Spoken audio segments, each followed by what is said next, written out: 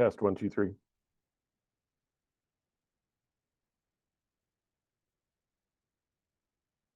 Hello, Miss Julie.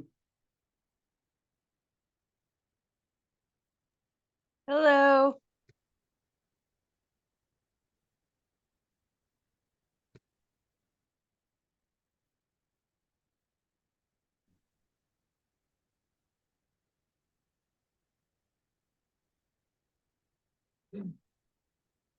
All right. I'm gonna give it about 30 more seconds to see who else logs on.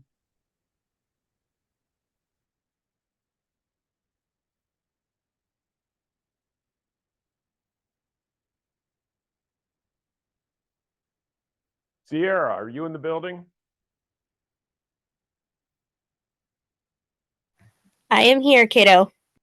Okay. After this, let's talk about what you sent me a text on earlier. Okay, do you want me to meet you at the office or do you want to meet over Zoom? We can do it either way. Okay, I could meet you at the office then. Okay. All right.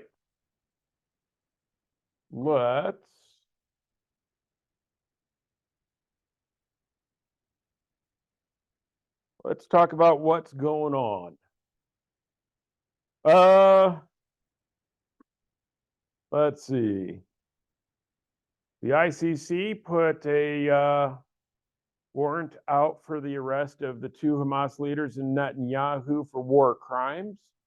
The Iranian president got killed, so that whole area of the world is going to be up in arms, which will change finances around the world for a while. That'll be interesting. In the meantime, what just happened to... And there we go. We're back. Houston, we have a problem. All right. CPI. CPI has come down some in the last month, which we did expect it to. It went down to 3.5%. We're still seeing numbers way too high for what they need to be. And I had someone last week ask me a question about, actually, I take back, I had two people ask me the same question. Why do we not just change the target? We talk about this target rate of 2% for inflation. You know, if we know it's going to be higher, why doesn't the Fed just come in and say, well, we're going to make it 3% now?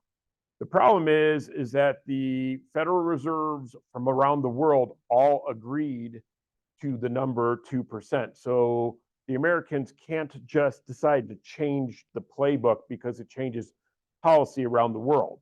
So that being said, they still have to shoot to get to this 2.0 number. We're watching China's economy fall. Russia is having a hard time. Those are some of the biggest ones. France is doing exceptionally well. Germany is teetering, I think would be the term I would use. Vietnam, like I told you, their economy is going up. Mexico's economy is going up. So we're starting to see a little bit of a shift in the balance dynamics there. But at 3.5%, we're at least trending the right way.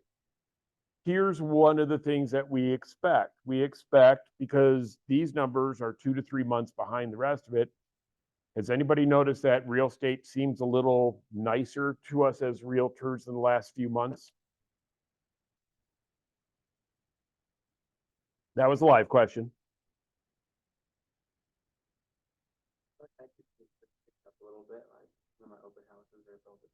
Yeah.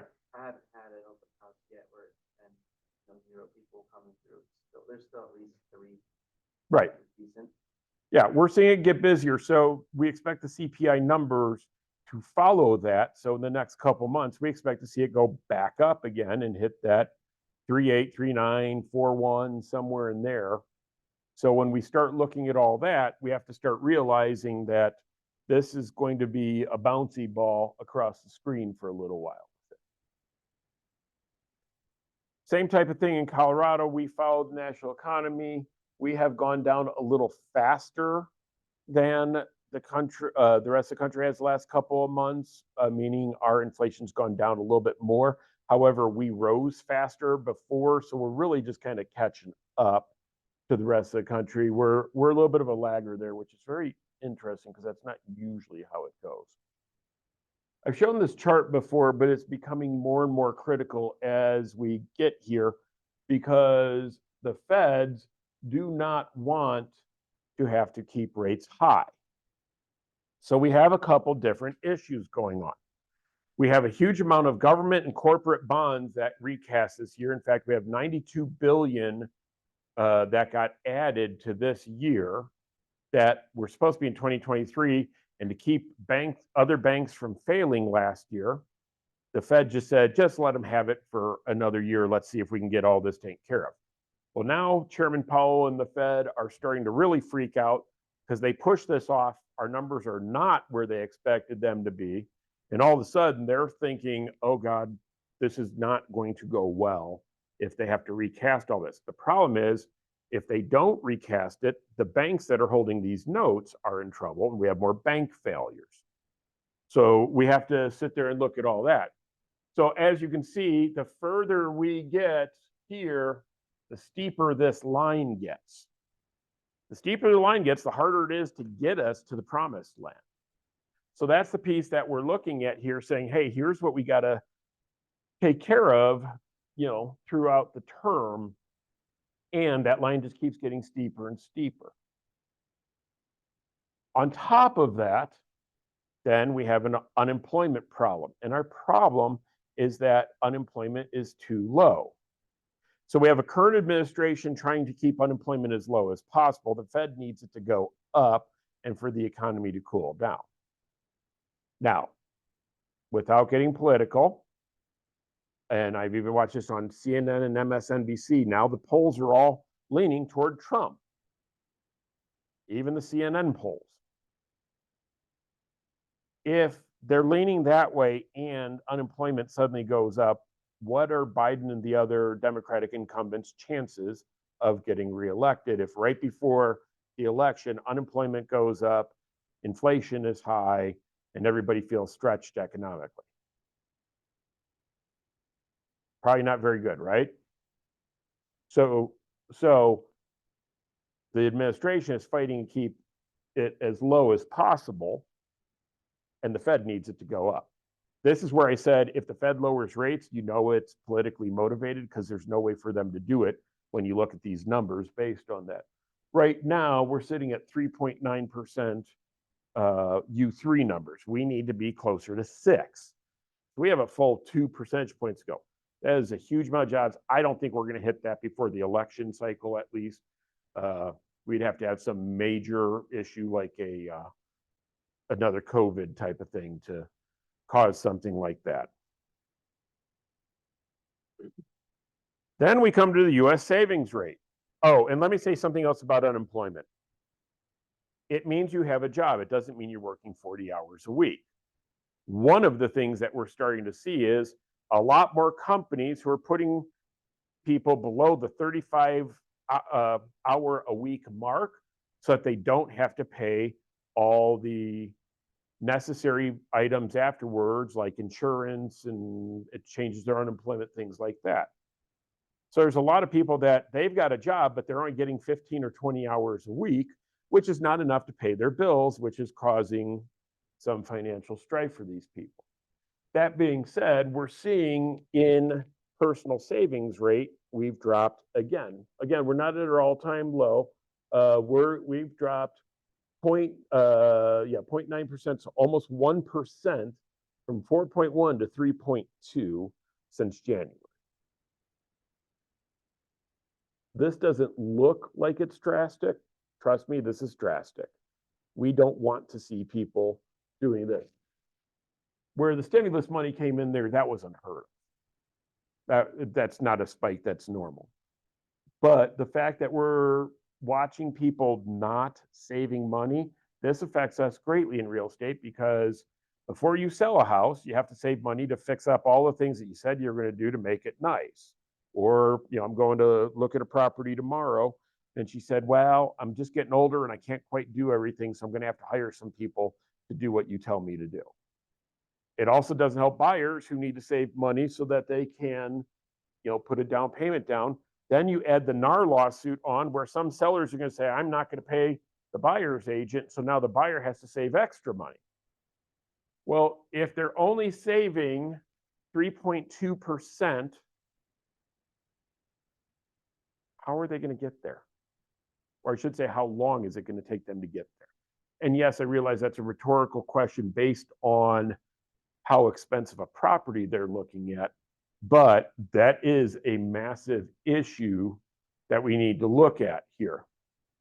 I do expect by the end of next year, we may be down to the level we were at the 2008 banking crisis. Just for the savings rate. Above 5. So that one's trending in the wrong direction, but that has to do with the fact that inflation is still there. And here's the thing, and folks, there's no way to not talk about politics in this, but I try not to be political because everybody has their own views. The talking points for the Biden administration right now is, yeah, but it's not as bad as it was. My favorite was last week when Biden said, well, inflation was 9% when I came in. No, sir, it was 1.4% when you came in. It went past 9%, but that was during your reign. Now, I also want to be clear about something. That was going to happen whether he got in or Trump got in. That part was already set before that election. How they've dealt with it is on Biden and his administration because they've done a piss poor job on that. But you need to understand the last 4 administrations before Biden, and yes, he was part of the Obama administration, so he's partially responsible as well. Their spending is what caused this. So either side was going to inherit the problem. It's what you do with the problem.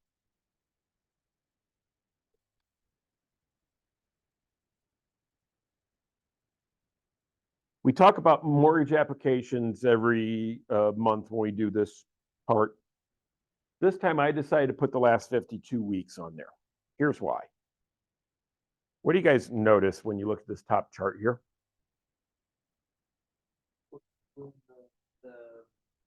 Blue is positive, beige is negative. And it's more applications than previously, less applications than previously. What do you notice just by looking at the chart? Those 2 things I want to see if you can pull out. How much mortgages being, yeah. In March, so now, right? This is May.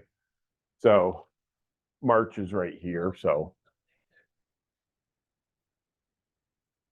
But what do you notice when I take this half of the chart versus this half? Is it better or worse? Okay. Lots more blue, which is what we want to see, right? But you see the taper off here. This is the problem with the savings rate. This is the problem with inflation. We're just seeing fewer, and you have to understand, we're comparing 1 week to the next throughout this chart. So we had a low drop, it got a little better, it got a decent amount better, it got just slightly better. So here's the thing. We're still way better off here than we were here. However, it's not going gangbusters in the 3rd week in May like we would expect it to. Now, this is a national chart. They don't make one for Colorado. But what I want you to see is our selling season is great here compared to most parts of the country because we're way up. They're not. Okay. And what I want you also to look at then here is the mortgage rates. Okay. Here's your 30-year fixed, your green line. Your red is your regular mortgage applications. And then your refinances are your blue. What I want you to understand, though, is you see how those are inverse to each other. And so people are still a little worried. What I think you're going to see over the next 6 months is you're going to see these two converge a little bit. They're not going to come perfectly together. This one, you're going to start to see it rise pretty drastically. And here's why. We're starting to see a lot more HELOCs, home equity lines of credit. People are doing it so they can consolidate all this credit card debt they have because last month Hey, we hit an all-time high again. People are living on their credit cards. So they're doing before I don't have any credit left, I better go out and do a HELOC and knock all that down. Here's what the problem's going to be. They're going to get the HELOC, they're going to pay off their credit cards, right? Has their situation improved? Have they made a lot more money? So where are they going to be? And they're going to get themselves back in trouble. And now there's no equity. That's what creates short sales. That's what creates foreclosures, REOs. Does this make sense? And by the way, they changed their lifestyle some. And I'll give you a perfect for instance. Anybody here have cable?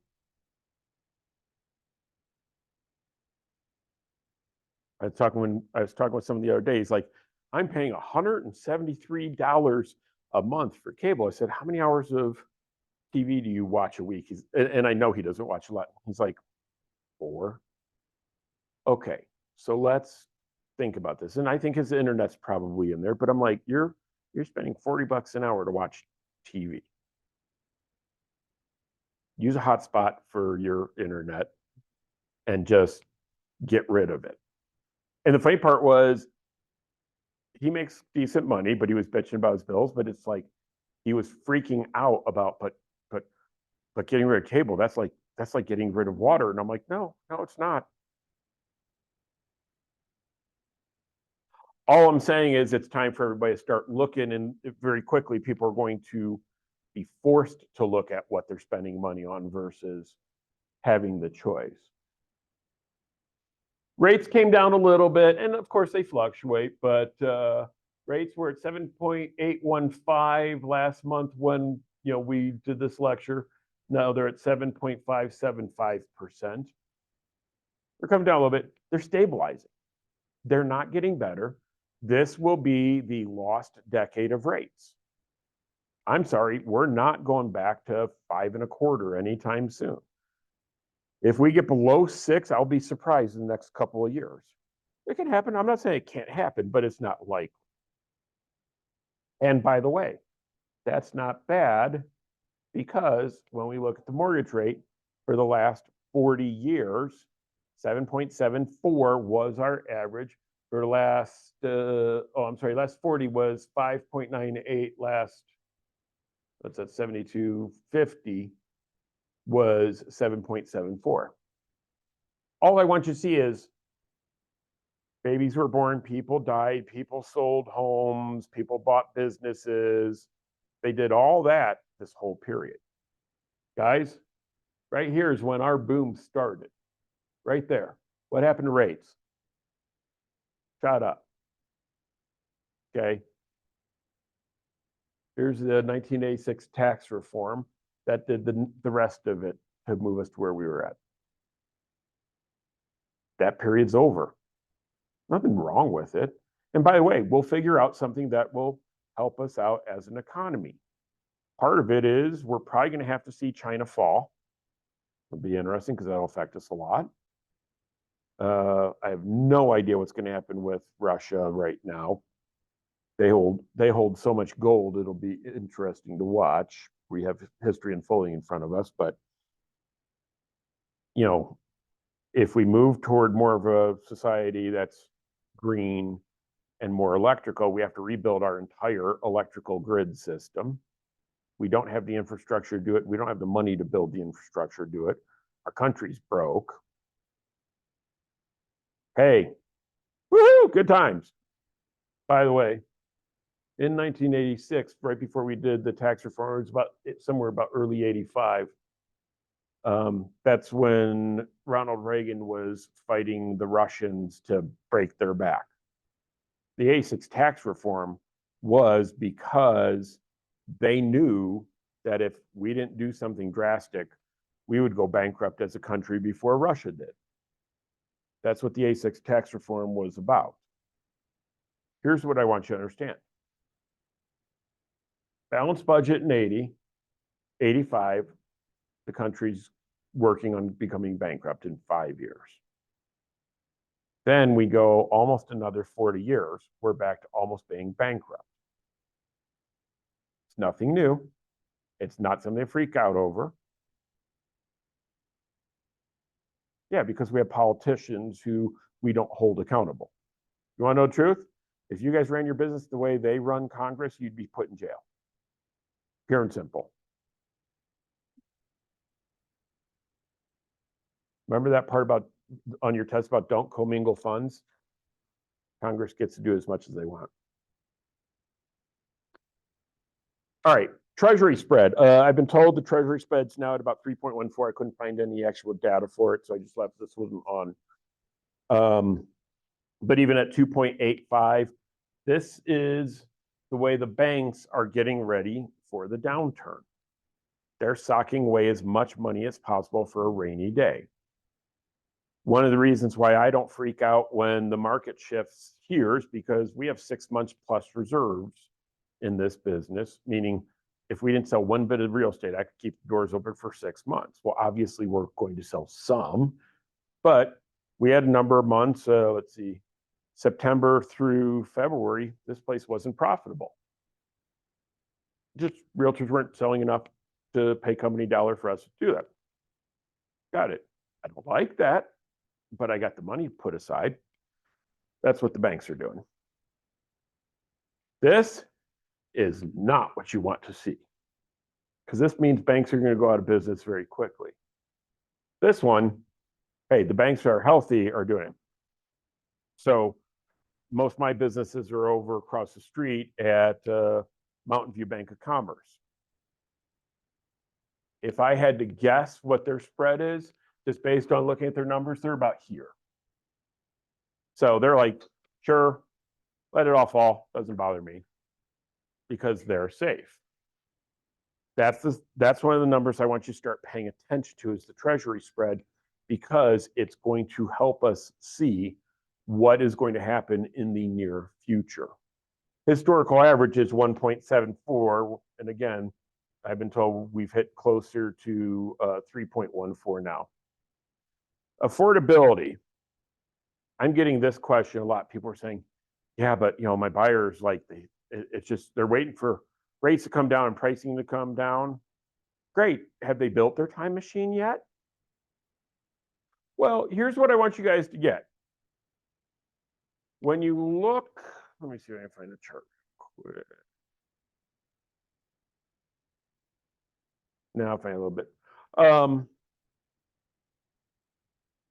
Oh, you know what?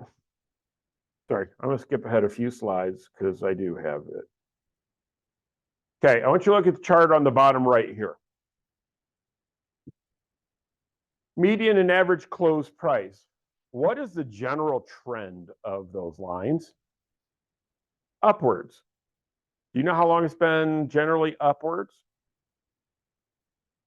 Well, since in this state, since at least 1876, that's when we became a state. Now, what I want you to see is it goes up and then it comes down a little bit, and then it goes up and it comes down, and it does this, right? It's going to continually go up, okay? And then, and I realize I'm getting out of turn here, but I want to explain this. And then when we look, we broke the $600,000 price for the median home in Colorado for the first time ever in April, okay? We went up $7,550 in 1 month. Hey, if I go to this, what's the likelihood we're going to have such a massive price correction that it's going to go down a lot, especially when we went from 1.67 months of inventory to 1.87. Woohoo! By the way, 6 months is a balanced market, meaning it's not a buyer or a seller market. Are we in a buyer market or a seller market? Seller market. Less than 6 months. We're hugely in a seller market. It's going to be 3.5 to 4 years minimum, unless there's a catastrophic financial event that happens before we turn into a buyer's market. We would need layoffs to be at like 20% to turn this into a buyer's market, because all these homeowners would have to sell. Okay? They wouldn't. Other buyers would be coming in. or investors or institutional. But what I'm saying is when we look at this,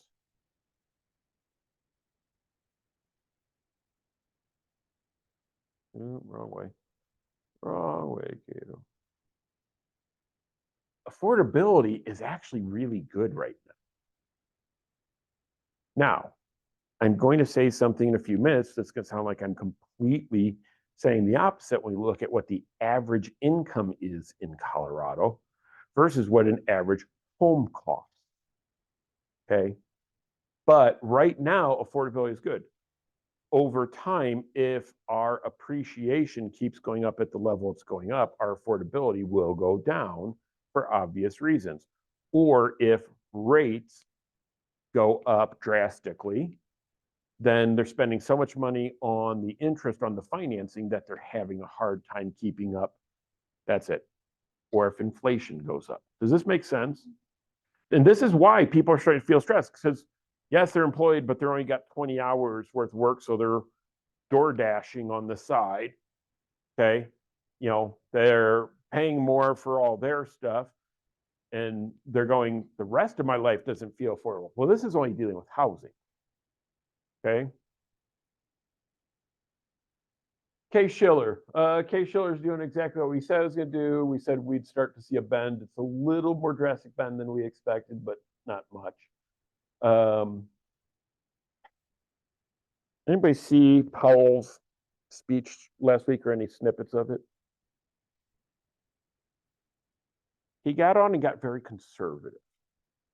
Well, you know, we need to realize that this isn't working out as quickly as we think, you know, and we're not sure where we're going to be at, but as soon as we see inflation starting to come down the way we want it to come down, then we'll look at lowering rates. It's going up right now, but as soon as we see it coming down and we see that it's trending the right way for a while, these are all ways to go. So it's a no on the drop in rates. Okay, got it. All he's doing is he's changing the narrative 5 degrees, and next month he'll change another 5 and another 5 and another 5. And then somewhere in November, he'll be like, I've been telling you for months, here's what was going on. I would not want to be Powell right now, because I think more people want his head than Netanyahu's. Because he came in wanting to be the next Alan Greenspan, and Greenspan wasn't actually as great as most people thought, which is a whole different conversation. But he's trying to do all this and get us down, and went, oh, we just do these simple things with our ball peen hammer and it'll come down. And all of a sudden inflation, PCE and CPI aren't cooperating. Well, what I found interesting about that is nothing changed in the dot plot data. So all the governors voted the exact same way. We're not going to lower any, but we're not going to change where our vote is. That's what's interesting. I'm curious what the politics is there, because that should have changed based off of the narrative that he started to tell. Okay. And so maybe they're still thinking they're going to get it. Maybe there's something that they know about that we don't know about. All I'm saying is watch that. You're going to start seeing that they're going to start changing their narrative. We got to see if this changes, because what this predicts is, where are we going to be at? Well, they're saying 4.6 by the end of the year. That ain't going to happen. And this is for their rate, not for what you're paying for your mortgage. But that's still not going to happen, or at least not in my opinion. Levi, what's yours? Because sorry, no, you can tell I used to serve because I asked you just as you put food in your mouth. No, I don't believe we're going to see any changes. I thought, if anything, from last week, it was interesting with the 0.2% reduction in inflation. They're like, maybe we'll see a rate cut like this year. Like, that's your way of saying there's still not going to be a rate cut this year. Yeah. Just keep hoping. And that's just it. With all these bonds, they're trying to keep Wall Street happy. They're trying to keep the incumbents happy. They're trying to make sure they don't freak people out. Because do you know what causes a bank run? Freaking people out. Yeah. People go in and start pulling their money out of a bank. If we could get a headline on there that says Jamie Dimon kicks cats and your money isn't safe because of that, we could close Chase in like 2 weeks. And I'm literally not kidding. Like you do one viral video, whether real or not, like that's actually one of the things people are worried about with AI is there could be a video of me, you know, singing limericks or doing something else and it like I'm not even doing it. You know, so like all kinds of things like that, they know that's going to be a new form of terrorism where they can shut whole companies down or cause a problem for whole countries that way. What I'm saying is, I agree with Levi. They're not. Could they possibly do it in November, right before the election? Sure, and that would be so politically motivated, it wouldn't even be funny. And by the way, it would do so much harm that like Powell would. He wants so bad to be known as one of the best Fed chairs of all time, and that would absolutely show that he was one of the worst. So I don't think you're going to see it. I could be wrong. How much did they jump it by? 25 basis points, that's all they really could do. So it wouldn't make a massive difference. It would help, but it wouldn't make a massive difference. They're going to have to drop it 100, 120 basis points, 125 to make it make sense when you look at the numbers. All right, like last month, I put last month's and this month's numbers up just so you could kind of see them. You know, again, the median close price went up quite a bit. Closed homes are up 1.66%. Sales volume is up 5.48%. We're now up to, oh, I did it again. It's when I get up from the chair, that's weird. I have this magic touch.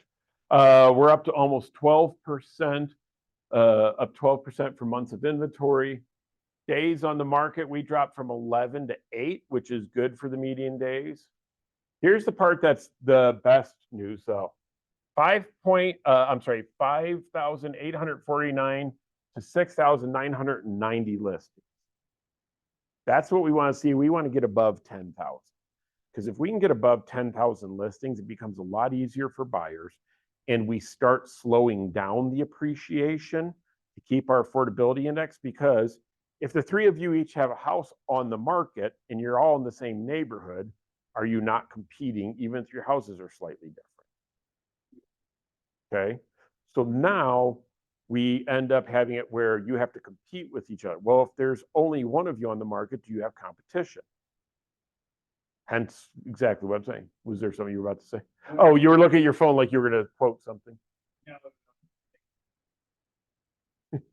Got it. Pending sales are up just slightly, 8.32%. So again, everything's going the right way. I keep wondering, I've heard a couple people go, this market's terrible. And I'm going, really?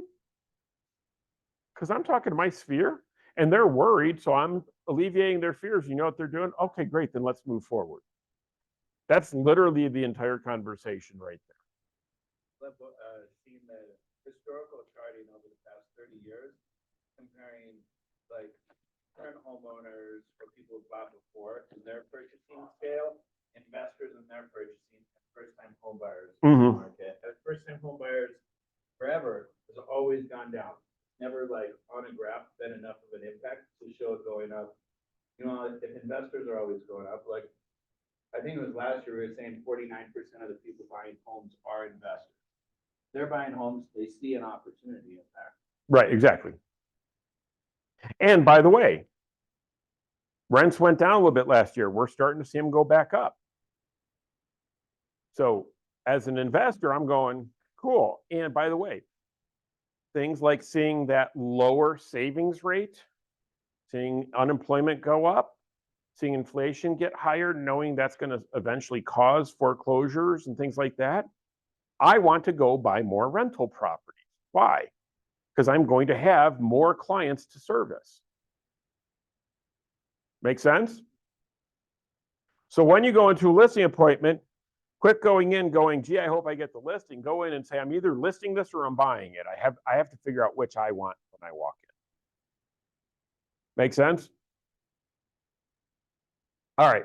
One of the things I wanted to show you is on the left here. I want you to see with active listings that we're just basically going back to where we were in, 18, 19, stuff like that. So we had this period where we dropped off a little bit. We're coming back. So we're not even across the scale with where we were then. But then I want you to take a look and see if pricing's going up. So here's the thing. Right now, we're in a rush to get the listings against all the other agents because there's fewer out there. We know that, and there have been for the last couple of years. But pricing's going up, so the more of them you get, the better you're doing in this day and age. So it's really just a race right now. And by the way, please understand this is going to be a marathon, not a sprint. Sprint for the first part of it. I saw this great footage the other day. I think she was Japanese, speed skater, and they're doing the laps around the circle, right?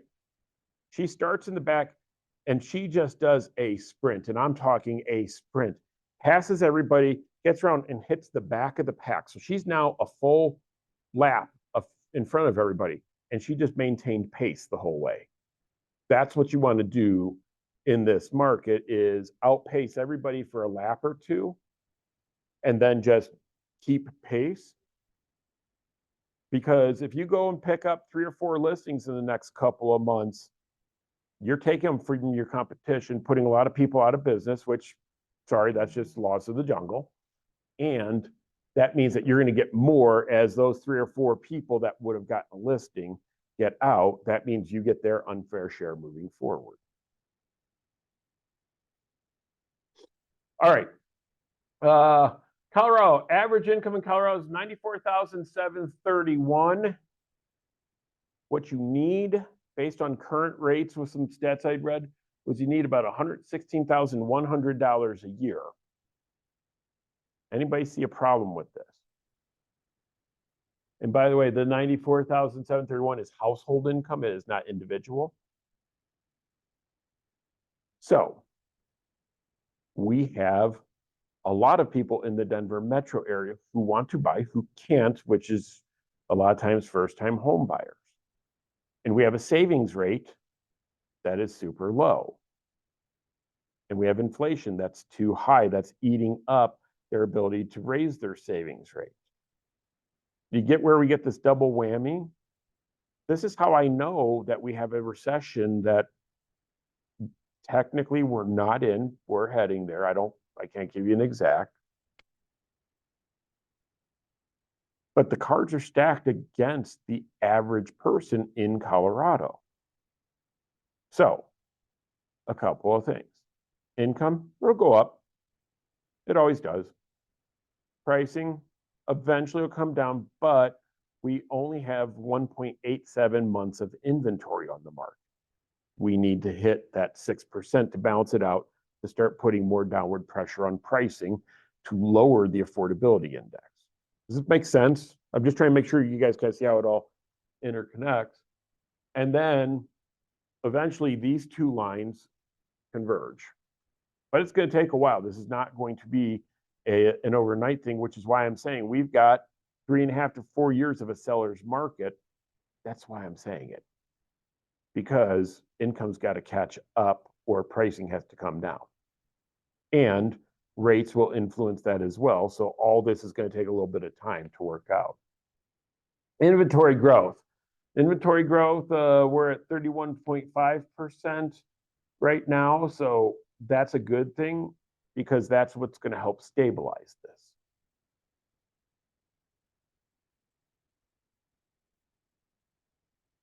All right.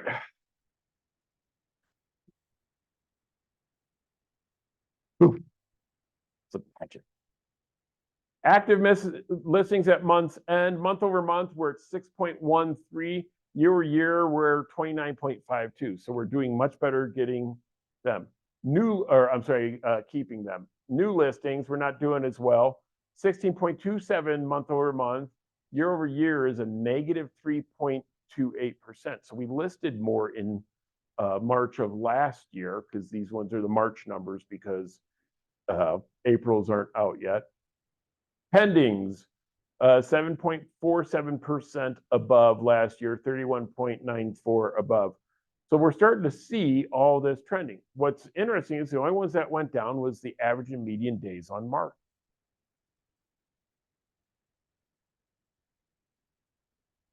Closed price to list price ratio year over year is slightly down. Sales volume is slightly down, but that's really about it. When we look, notice attached, as is typical, is not doing as well as detached. In other words, right now, it's a little better to own a single family residential home that's detached than it is to own a condo or a townhouse. I feel like a lot of that has to do with the HOA. When we're looking at first-time home buyers and what they can afford, purchase price on a townhome looks great till you factor in the $250 or $400. It's like HOA. 250, where's that at? I want to buy that. Not even there. But then it's like, okay, so the person in order to afford this townhome has to qualify for 600,000. And the person that qualifies for 600,000 find a pretty nice single family home. Right. So that's what I'm seeing on my end. Well, and the other part that a lot of people don't see when they're talking about that as well is things like an HO6 versus an HO3 for insurance. So when you have a single family, you're responsible for all of it. Like Leslie and I know we're going to need a new roof this year. Hey, that's 50 grand coming out of my pocket. That's not coming out of the HOA where it gets amortized over 20 years and 150 condos. Okay.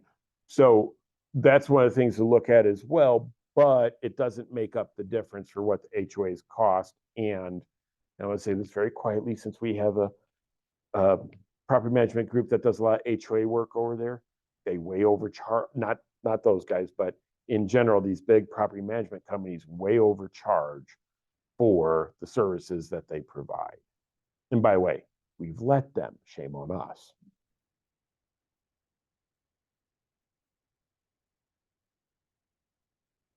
So when I first put this slide up in March, I said I thought we'd be closer to the 4.1 million than what Gary and Ruben suggested, which was 4.3 million. Now that we're further into this market, and actually really not Gary, just Ruben, because Gary doesn't do any of this. I think Ruben's closer to correct. We're starting to see a bigger uptick in sales, especially in Colorado, than we thought we would see. So remember when I said this would be a great year in real estate? I was understating it compared to the way it's turning out. I still think we're going to have a relatively tough third quarter. And I think that's just because of what's going to happen nationally and because it's an election year. You know, but overall, I'm very, very, very happy with where our market is at. We're getting calls in quite a bit for people who are wanting to sell homes or wanting to purchase. So at the end of the day, our purpose as realtors is to get the deal done between buyers and sellers, right? And by the way, that doesn't mean at the cost of one or the other. That means just to help them transition.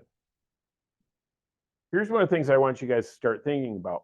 How do you create a win-win when one side isn't doing as well?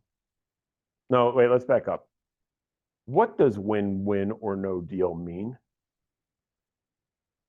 That both for the buyer and the seller. What do you mean it works out? Like the sale, like negotiate the closing table with both them buying in on. Damn, girl, that was better than most people do from the start, because I usually hear we all sing Kumbaya and skip and hop to the title company. I'm like, yeah, no, that's not real. Yeah. And here's why I like her definition. As the market shifts, a win-win shifts too. Because when we get into this REO short sale market, a win-win suddenly becomes going to the closing table was better than not. And these people might be showing up with $50,000, $60,000, $100,000 to pay off the house. Now, I don't think we're going to see as much of that as we used to see when everybody was using their house as a piggy bank back in 06 through 12. But what do you think they're doing with these credit cards? I can guarantee you, and I haven't seen anything about this, I can guarantee you credit card companies have something that they want to pass in Congress because they've tried a couple times, but I haven't seen that they have it this year. That basically says, yes, we are uncollateralized, but if they declare bankruptcy, then we can at least go after some part of those assets to see if we can get something. So sooner or later, you know, I'm sorry, but if you borrow $12,000 from someone, you should be able to pay it back. And I'm just using that as a number. Those companies are going, hey, we're in business to make money too.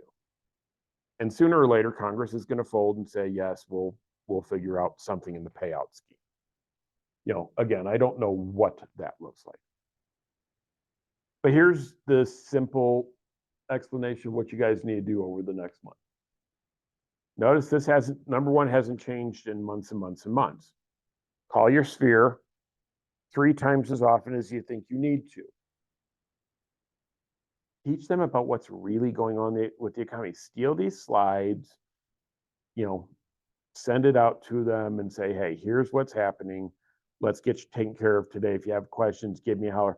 Folks, I love, I feel bad now, I can't think of her name. One of our newer agents came to my office and said, I talked to them about it. They asked me a question I didn't know how to answer. Tell me how to answer. And I was like, awesome. But I knew she was using it. Oh, gosh, I can't think of her name. But I knew she was using it because she's like, they asked me this question. And I went, that's a great question that I've never thought about. Let me get an answer for you. Awesome. Become the expert in pricing, and please sign up for the 4 critical listing skills class. It's $49 this week. On Thursday? Thursday or Wednesday? I think it's Wednesday. Okay. But I'm the one who gave Peter all the stats that he'll be using in the class and all that, since I'm the statistician for the region. I'm fully looking forward to this. Like this, I like that this guy is no BS, cut straight through it and get to it. Make sure you're going on at least 3 listing appointments a week. Please set up open houses. Memorial Day, by the way, is a wonderful time to do open houses. If you did one on Mother's Day weekend, you'll find it was not very good. Now, if you do on Father's Day, you'll find it's excellent. Okay. I have 2 properties that are gonna wait until after Memorial Day weekend. God, no. Memorial Day is one of the best weekends for an open house. Because people have time off. It's really, the kids are getting out of school. They're starting to go, oh, we need to find a school before Susie and Johnny go back to school. They have time to do stuff.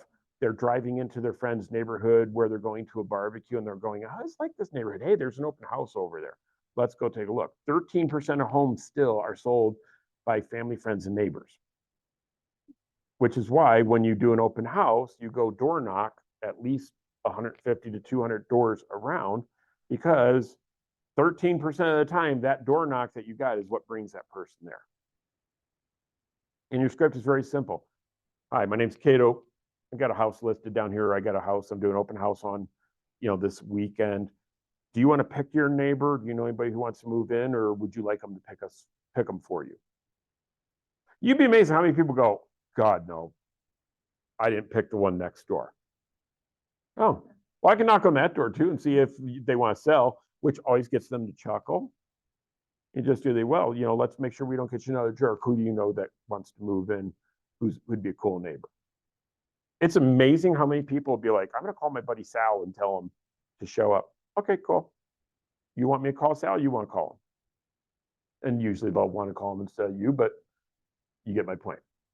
You just go straight to the, you know, anyone, you know, want to pick a neighbor, you know, oh, I want to invite you to the open house. Oh, I invite them too, but I always ask if they want to pick their neighbor and everything, and then do the, you know, then I'm going to go into, you know, why don't you come over as well so you can see, by the way, have you guys thought about selling?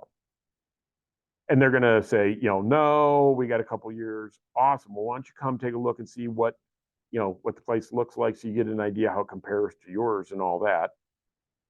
And if they show up, that means they'll sell within the next year, probably. Read, learn every day, teach clients. Look at number 5, please. There's a reason I put that one on there. Oh, I didn't realize that the word script's there. Ooh, bad me. Russ is gonna yell at me. Put more money aside to invest in real estate and work toward building wealth. Folks, the feeding frenzy is coming. Like, get your friends together, get your family together, get ready to go buy a bunch of real estate, because this is where it's going to get fun. And that's why you really want to get as many deals now as you can, so you can start building up your stores of money, so that as everybody else is running out of the burning building, you're running in and getting toasty warm. My mom said she wants to like eventually be able to sell her home and just rent, which that nice like company. That'd be my suggestion, but I'd have to know what her situation is that she's thinking that's better for her. What questions you guys have right now? And Levi, tell me what you want to throw in. You covered it. My biggest thing is where the market's going. That's where I'm always looking. But it's good we're seeing that improvement too, especially with our inventory bumping up. Right. I had someone tell me, Grant Cardone is saying that we're gonna go into, or we're gonna have the biggest housing correction that, I don't know, I guess, I don't even know what the housing correction, what they would do, it's just how they're. A bubble working on it pop, right now. basically. What does that mean? Like, I didn't know how to talk to them either. It's like, well, you know, the whole working towards employment and all that, like, we're all working towards that to balance out the market, but I don't know what a housing correction. So housing correction basically means that the price is going to go down. What the heck is going on here? Oh, fine. Give me 1 second here. Let me pull it back up.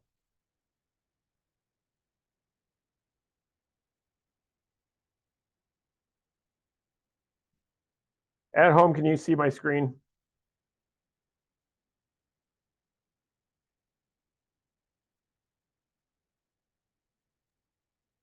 No, we can't.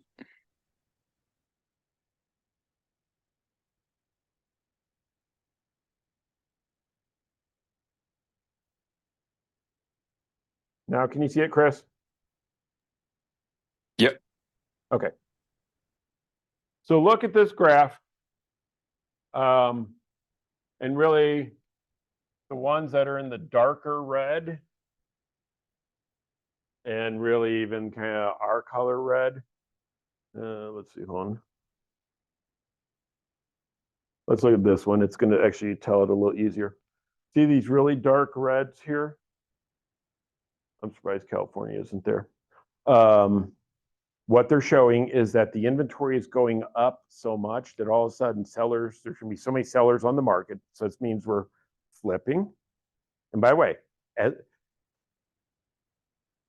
my 19-year-old son's got in trouble over the weekend because they called someone in a different time zone when it was late, not realizing.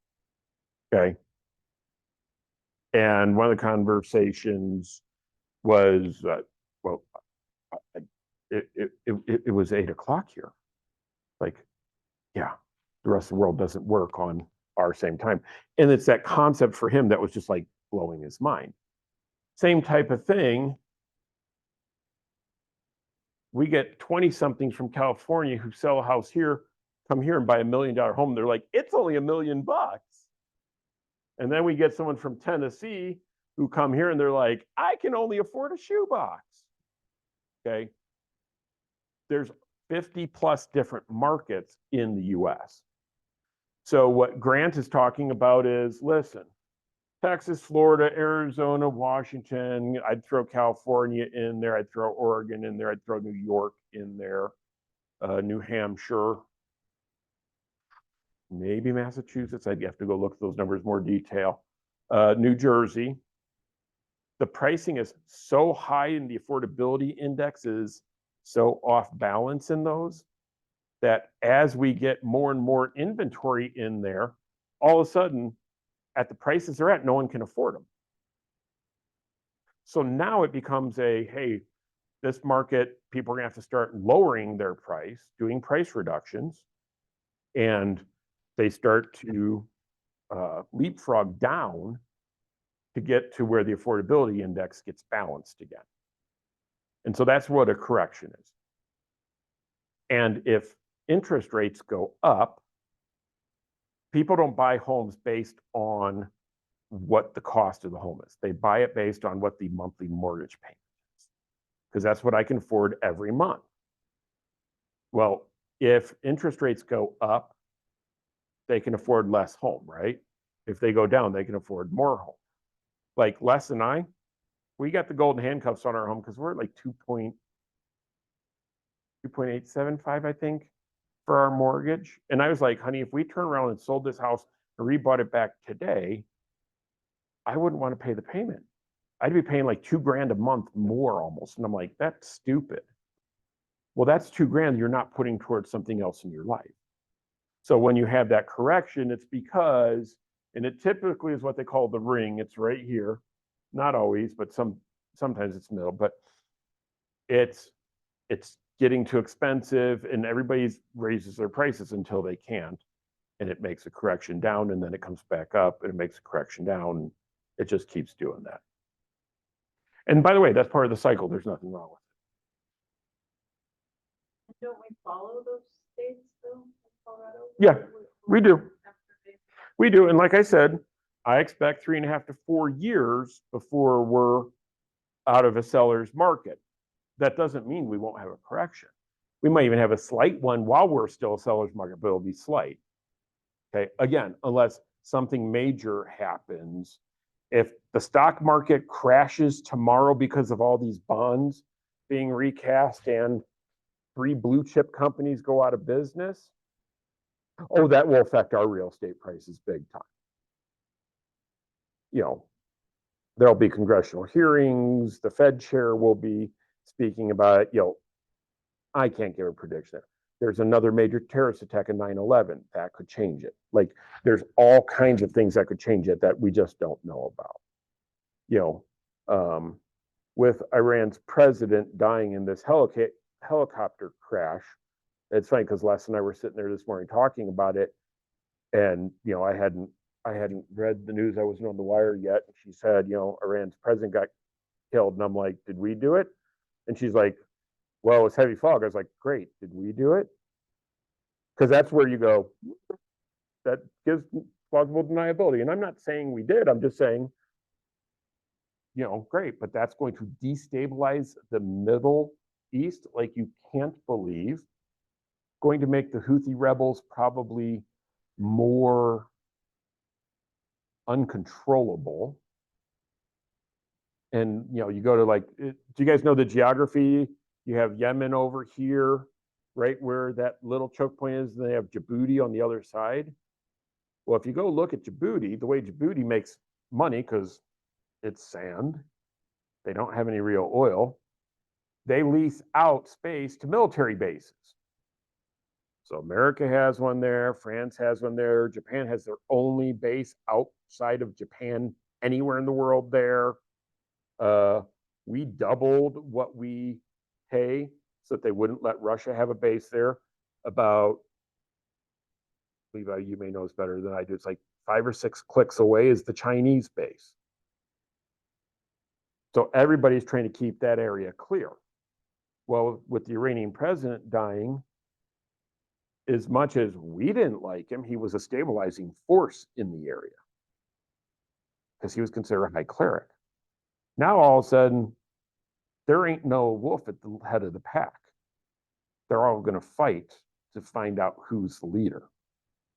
So now it becomes a how much crazier can I be? How much more, I don't know. How much more mayhem can I cause to do that, you know, to gain more allegiance so that I become the next leader? it's going to be interesting. I don't know how this is going to affect it, but it will affect it.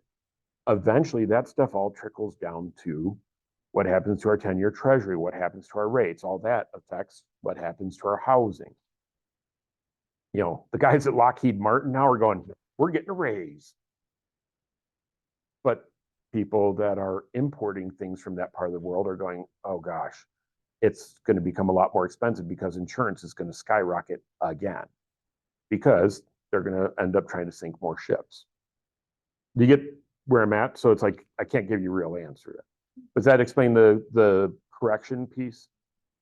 So here's the thing. What's going to cause the correction in Colorado? I can't tell you for sure. But yes, we will follow it. But please understand, you know, what Grant's talking about is probably a 5 to 7 year process, not in 6 months. The problem is most homeowners go, oh, he must mean right now. No, no, no. I like that you point out that there's 50 different markets out here. So there's gonna be a different correction in every state. As opposed to most people, the only recession they will ever think of is 2008 when the economy collapsed. But there were also different factors in place that led to that collapse than what we currently have. Exactly. Which is why instead of it just being a blanket across the whole country, same time everyone's screwed, everyone's losing their homes and their pensions and whatnot, it's going to be individualized and isolated here and there, not necessarily consistent. Yeah, 100%. And that's part of what I'm trying to say is you're just watching it and you're saying, listen, you know, and I've got a listing appointment tomorrow. It's going to be right now we're sitting great. If you decide wait 6 months, I'm not, giving you any guarantees, especially with it being an election year. You know, I do expect the market to shift in third quarter. I do expect it to not be as strong in third quarter. Now, pricing will go up between now and then. But like I have a good friend that he wants to sell his property that's right around 1.2 and a half, 1.3 million. Hey, do it sooner rather than later, because as those rates go up, we just shrunk your buyer pool more and more. You know, do not wait. And yes, it might go up, but if there's 12 properties on the market versus you and 2 others, that doesn't mean you're going to make as much money, because now the competition's kicking your butt. Part of the reason why we always say, when's the best time to sell real estate right now? It's because we understand what's going on right now. We can't make a prediction as to what's going to happen in the next couple of months. All right. Go get a listing, folks. Sierra, are you coming in or you want me to call you? We could do a phone call or over Zoom. Tell you what, I'll give you a call in 5 minutes. Let me hit the restroom real quick and I'll go up to my office. Sounds good. Thank you, Cato. All right, thanks. Bye.